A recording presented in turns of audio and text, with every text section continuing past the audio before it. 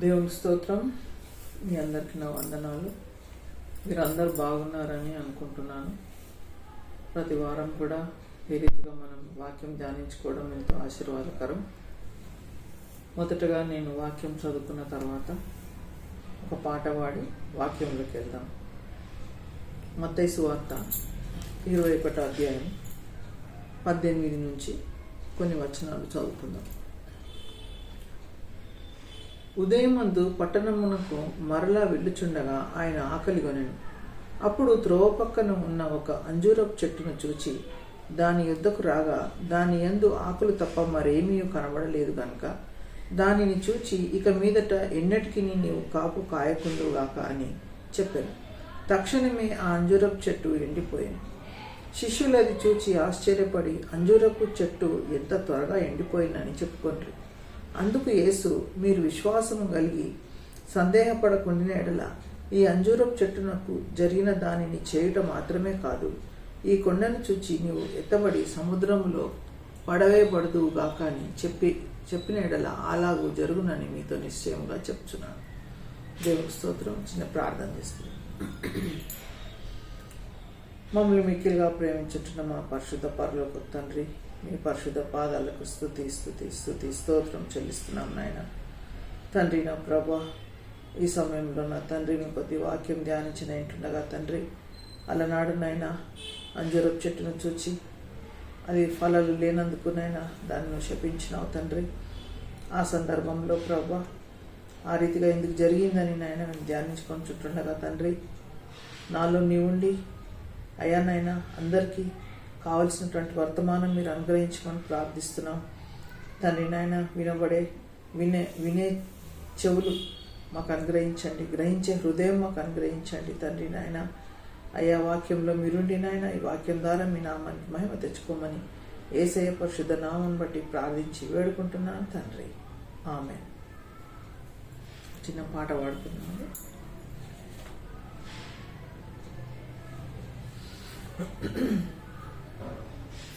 యేసయ్యా నా హృదయ స్పందన నీవే కదా, యేసయ్యా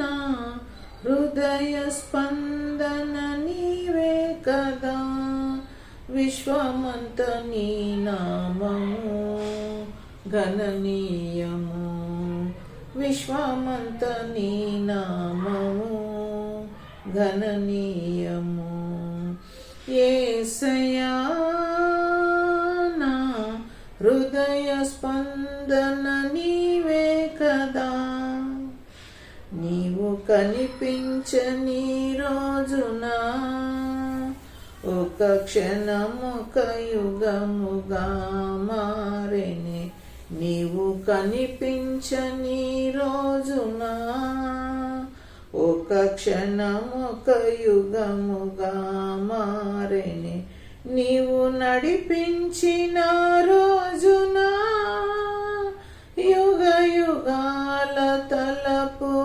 మది నిండెనే, నీవు నడిపించిన రోజున యుగ యుగాల తలపు మది నిండెనే, యుగ యుగాల తలపు మది నిండెనే, యేసయ్యా నా హృదయ స్పందన నీవే కదా, విశ్వమంత నీ నామము గణనీయము, విశ్వమంత నీ నామము గణనీయము, యేసయ్యా నా హృదయ స్పందన నీవే కదా.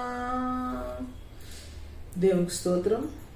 ఇంతవరకు మనం వాక్యము చదువుకున్నాము. అయితే ఇక్కడ మనము అందరికీ తెలిసినటువంటి వాక్యమే. మన జీవితంలో ఈ వాక్యాలు ఎన్నోసార్లు మనము వినినటువంటి వాక్యమే.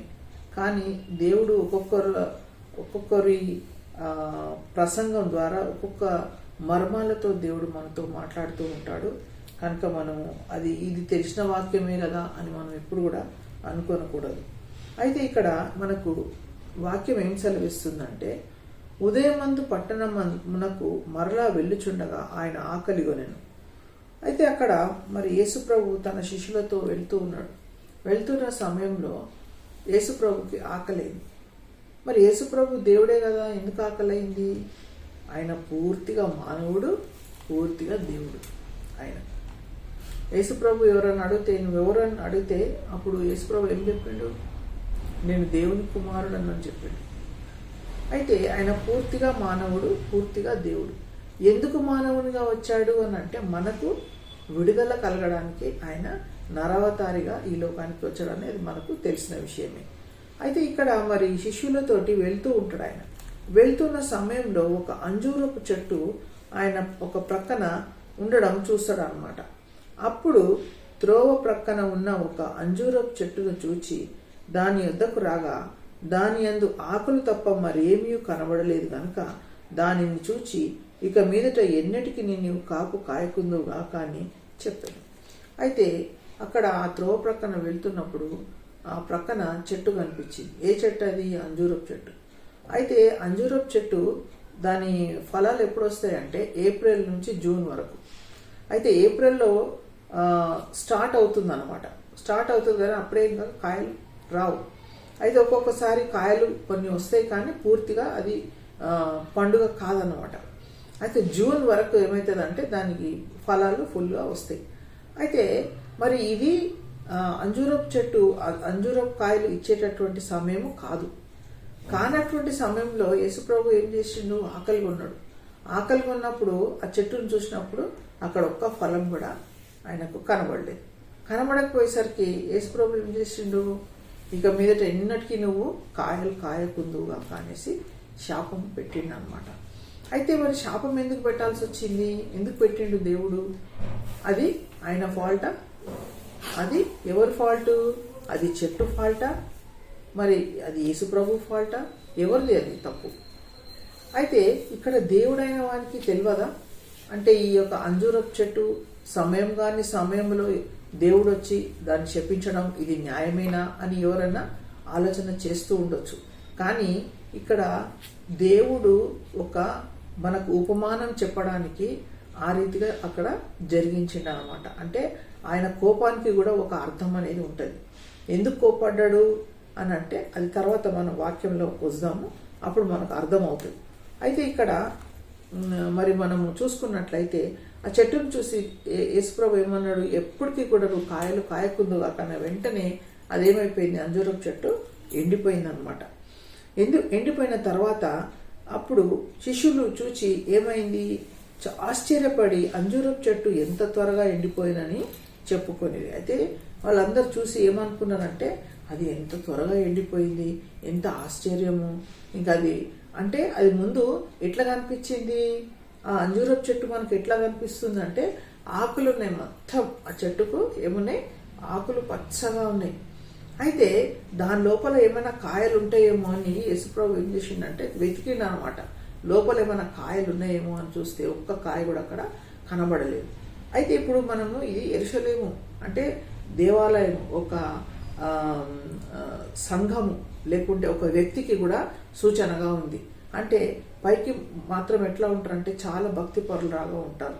సంఘంలో కూడా భాషలు మాట్లాడుతూ డాన్సులు చేస్తూ మరి ప్రార్థన చేస్తూ ఎన్నో కార్యాలు మా పట్ల జరిగినాయని ఆనందంతో ఉంటూ ఉంటారు.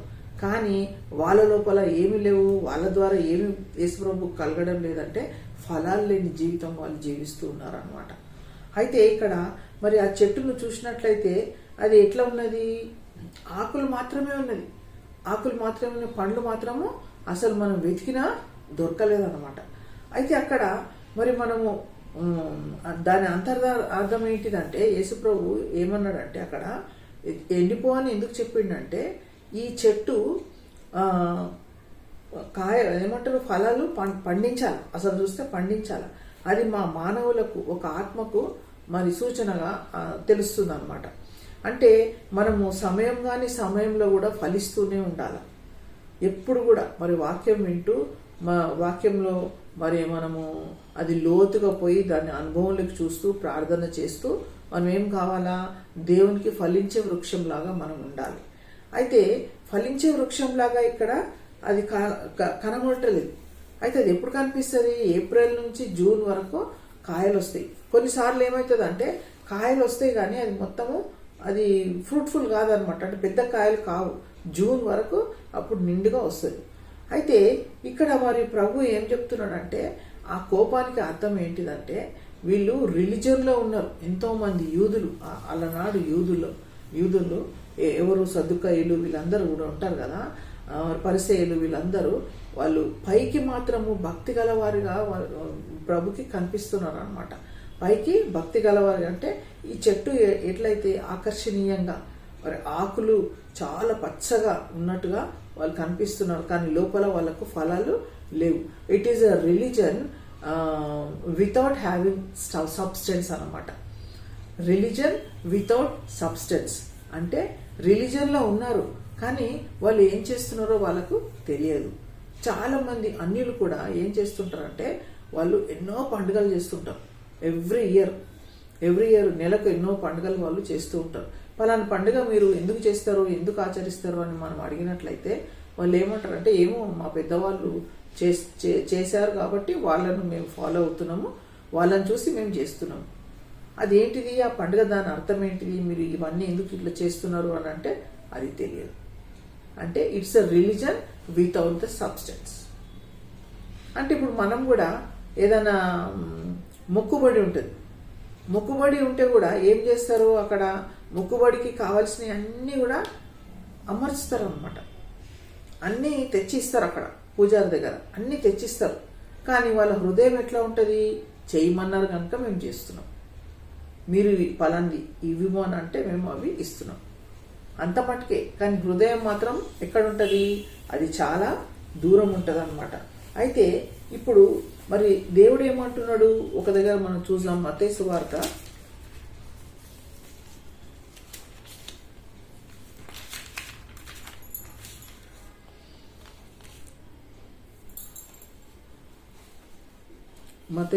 7వ అధ్యాయం 16వ వచనం.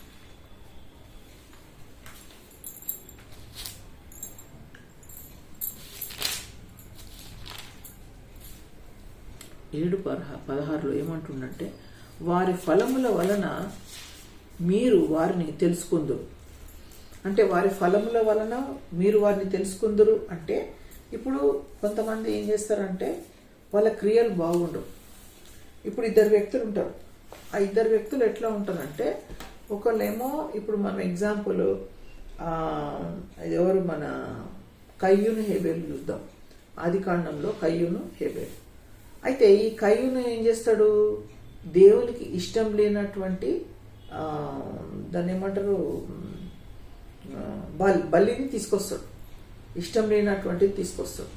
హేబేలు ఏం చేస్తాడు, గొర్రెపిల్లను తీసుకొని వస్తాడు. అంటే దేవునికి ఏది ఇష్టమో ఆ బలిని తీసుకొస్తాడు. అయితే దేవుడు ఎవరిది అంగీకరిస్తాడు అంటే హేబేల్ది అంగీకరిస్తాడు, కయ్యూన్ది అంగీకరించాడు. అంటే దానివల్ల నీకు ఫలం దొరుకుతుంది. దేవునికి నువ్వు ఏం చేస్తావు, నువ్వు ఏమంటారు ప్రార్థన చేస్తావు. ప్రార్థన లేకుంటే ఆ పాతకాలంలో ఏమంటారంటే బలి అంటావు. నువ్వు బలి ఇస్తావు, ఒక మోసగాడు కూడా బలి ఇస్తాడు. అయితే దేవుడు దాన్ని అంగీకరిస్తే అది నీకు ఆశీర్వాదకరంగా మారుతుంది. దేవుడు నీకు అంగీకరించకపోతే అది శాపంగా నీకు మారుతుంది. ఇక్కడ మనం చూస్తున్నాం హేబేలు అంటే దేవునికి ఇష్టమైంది, దేవునికి ఇష్టమైన బలి హేబేలు ఇస్తాడు. అయితే ఈ కయ్యూను ఏం చేస్తాడు, కయ్యూను ఇచ్చింది దేవునికి ఇష్టం లేదు. అయితే కయ్యూనికి ఏమవుతుంది, ఆయనకు శాపం వస్తుంది. అంటే వారి ఫలంలో వలన మీరు వారిని తెలుసుకుందరు అంటుంది ఇక్కడ యేసు ప్రభు. అంటే ఆయన ఏం ఫలం చేసిండు, ఆయన దేవునికి ఇష్టం లేనటువంటి ఇది బలి ఇచ్చిండు అనమాట. అయితే ఇక్కడ అప్పుడు ముండ్ల పొదల్లో ద్రాక్ష పండ్లైనను పల్లేరు చెట్లను అంజూరపు పండ్లైనను కోయుదురా. అయితే ముండ్ల దాంట్లో మనకు ద్రాక్ష పండ్లు వస్తాయా, లేకపోతే ద్రాక్ష పండ్ల దాంట్లో ముండ్లేదు వస్తుందా, రాదు. అయితే అలాగనే ప్రతి మంచి చెట్టు మంచి ఫలంలను ఫలిస్తుంది. అంటే ఇప్పుడు మంచి చెట్టు అంటే ఒక జామకాయ, ఒక దానిమ్మ పండు, ఒక మామిడి పండు, ఇవన్నీ మనం చూసుకున్నట్లయితే ఏ విత్తనం వేస్తే ఆ పంట మనం పోస్తాం.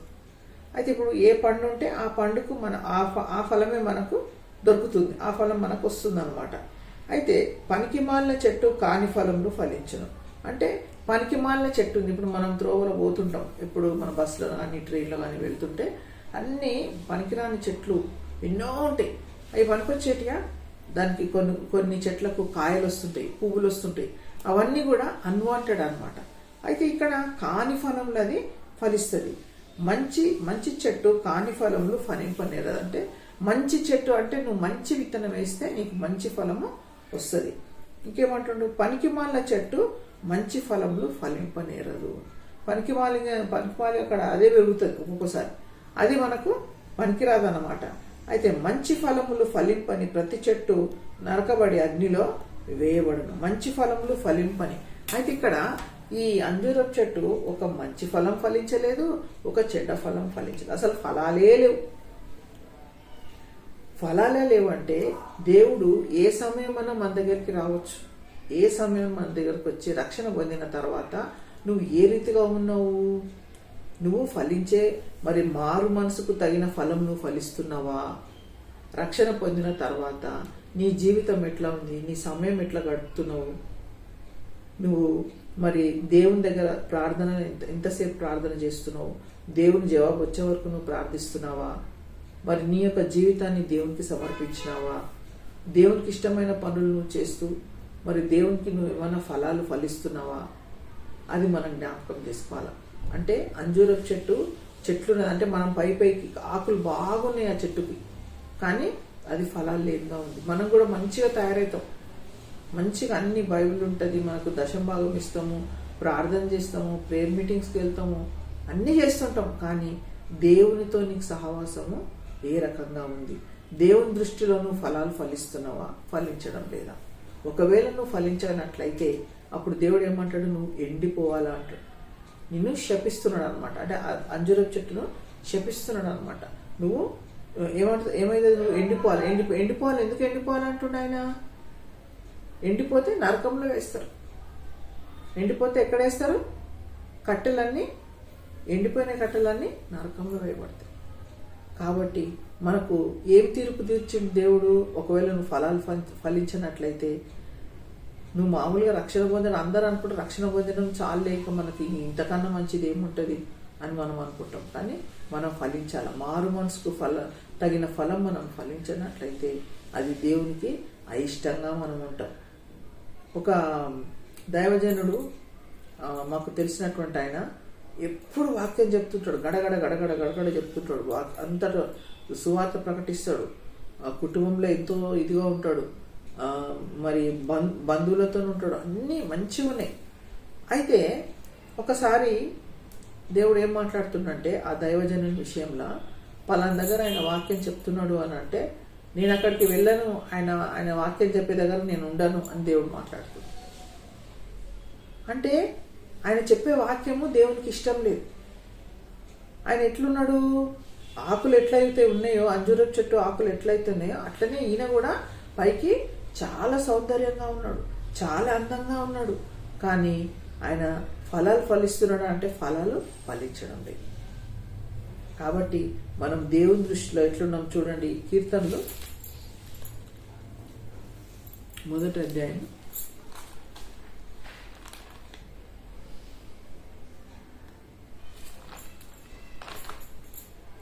3వ వచనం.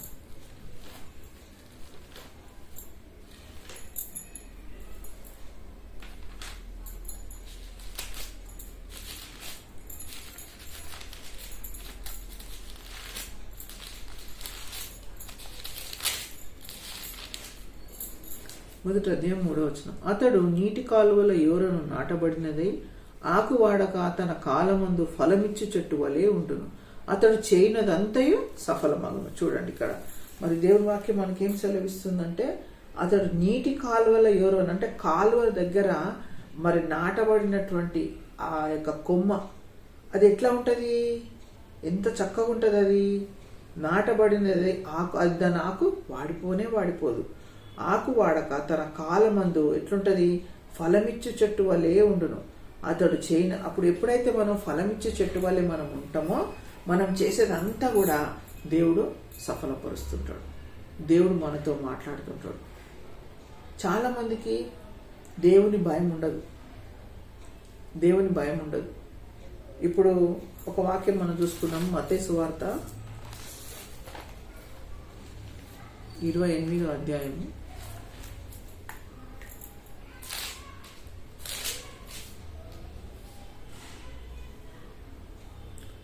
10:28 అనుకుంటా.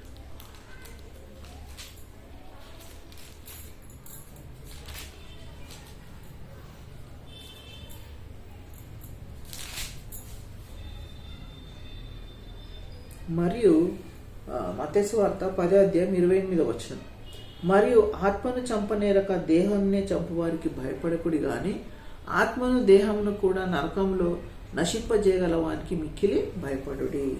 అయితే మనం భయపడతాం. ఎవరికి భయపడతాము? లోకానికి భయపడతాం, మన బాస్లకు భయపడుతుంటాం, భర్తలకు భయపడుతుంటాం, అత్తమామలకు భయపడుతుంటాం, కానీ దేవునికి మనం భయపడం. అయితే ఇక్కడ వాక్యం ఏం సెలవిస్తుందంటే మనము ఎవరికి భయపడాలా?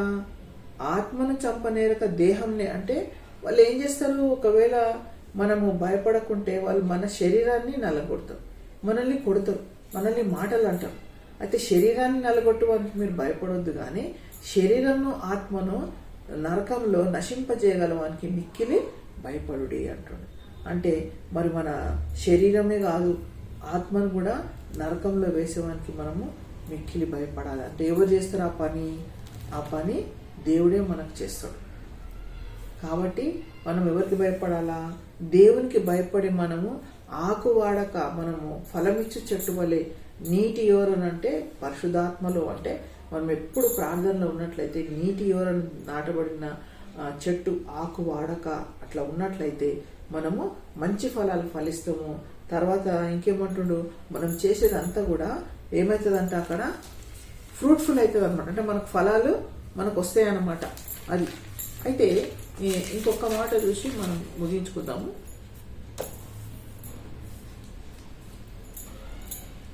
37వ అధ్యాయం 35 కీర్తన.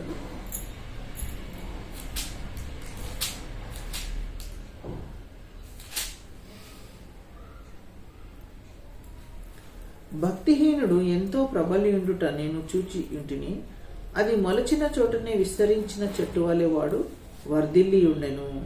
అంటే భక్తిహీనుడు ఏమవుతాడు అంటే ప్రబలి ఉండెను అంటే ఫలిస్తాడు. ఆయన లోక సంబంధంగా ఫలిస్తాడు, కానీ ఎక్కడుంటాడో అక్కడనే ఉంటాడు అనమాట. ఇక ఆయన వేరే ఫర్దర్గా ఆయన ప్రోగ్రెస్ అనేది ఉండదన్నమాట.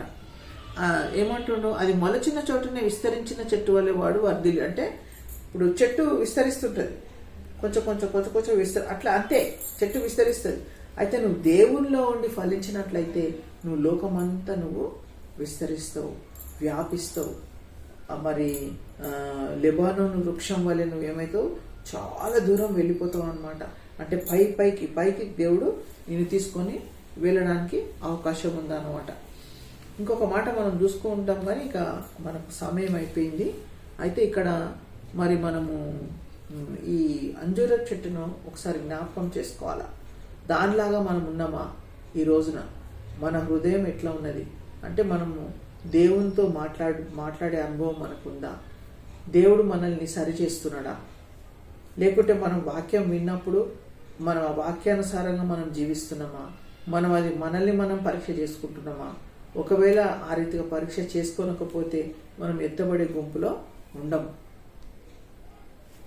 అందరిలాగా వాక్యం విని రావడము గొప్పతనం కాదు. దేవునితో నువ్వు ఎన్ని గంటలు గడిపితే, ఎంత మంచిగా నువ్వు దేవునితో సహవాసం చేస్తే నువ్వు అన్ని ఫలాలు పండించడానికి అవకాశం ఉంటుంది. దేవుడు నిన్ను ఎండిపోవని నిన్ను అనడు, నీకు ఛాన్స్ ఇస్తాడు అనమాట. ఒకవేళ నీ బలహీనతలు ఏమైనా ఉంటే నీకు ఛాన్స్ ఇస్తాడు. అయితే ఇక్కడ ఈ అంజూరపు చెట్టు ఎట్లున్నదంటే ఇంకా ఛాన్స్ ఇచ్చే పరిస్థితే లేదు. అక్కడ ఒక్క ఫలం కూడా ఫలించలేదు కాబట్టి దాన్ని ఎండిపో అని అన్నాడు. అంటే దేవునికి కోపం వచ్చేలాగా మనము ఉండకుండా మనల్ని మనం పరీక్ష చేసుకొని మనము మారు మనసుకు తగిన ఫలం ఫలించాలని ఈ కొద్ది వాక్యం నేను మన ఆత్మల నిమిత్తమై ఆశీర్వదింపబడం కాక. ఆమేన్. ప్రార్థన చేసుకుందాం. స్తోత్రం నాయనా, స్తోత్రం తండ్రి, పరిశుద్ధుడా నీ పాదాలకు స్తోత్రం నాయనా. తండ్రి ఇంతవరకు నాయన వాక్యం ద్వారా మీరు మాతో మాట్లాడినారు ప్రభా, మీకు స్తోత్రం తండ్రి. అలనాడు నాయన అంజూరపు చెట్టును చూచి శపించినావు తండ్రి నాయన, అది వెంటనే ఎండిపోయింది ప్రభా. మరి మేము కూడా నాయన ఆకర్షణీయంగా ఉన్నామా, ఏ రకంగా మేము ఉన్నామా అనేది మమ్మల్ని మేము పరీక్షించుకుంటకు సహాయం చేయండి ప్రభా తండ్రి నాయన. మరి మారు మనసుకు తగిన ఫలం మేము ఫలించుటకు మీరు మాకు సహాయం చేయండి. మాలో ఫలాలు ఎప్పటికీ ఉండాలని మీరు ఆశిస్తున్నారు ప్రభా తండ్రి నాయన. మీరు మాకు సహాయం చేయండి తండ్రి.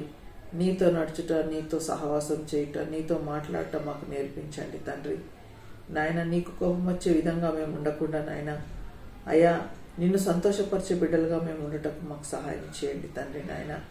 ఈ వాక్యం ఎవరైతే విన్నారో ప్రభా, వాళ్ళందరినీ కూడా నాయన మీరు దీవించండి ప్రభా. వాళ్ళందరూ కూడా నాయన నీలో ఎదుగుటకు, ఫలించుటకు అయ్యా నాయన, మరి ఫలాలు ఫలించుటకు నాయన మీరు వారికి సహాయం చేయమని ప్రార్థిస్తున్నాం తండ్రి. దైవమా నాయన, ఎన్నో మర్మాలతో నాయన ప్రభా నా తండ్రి ఈ మాట నువ్వు మాట్లాడినావు, దాన్ని శపించినావు తండ్రి నాయన. అయ్యా మరి మేము ఆ యొక్క చెట్టు వల్ల మేము ఉండకుండా నాయన తండ్రి, ఫలించే చెట్టు వల్లే నాయన ప్రభు మేము ఉండి తండ్రి మేము చేయలేదంతా సఫలం అవుటకు మీరు మాకు సహాయం చేయగలరని ఈ కొద్ది మానవులు మా ప్రభుని ప్రియరక్షకుడైన యేసునామం బట్టి ప్రార్థించి వేడుకుంటున్నాం తండ్రి. ఆమేన్. Praise the lord.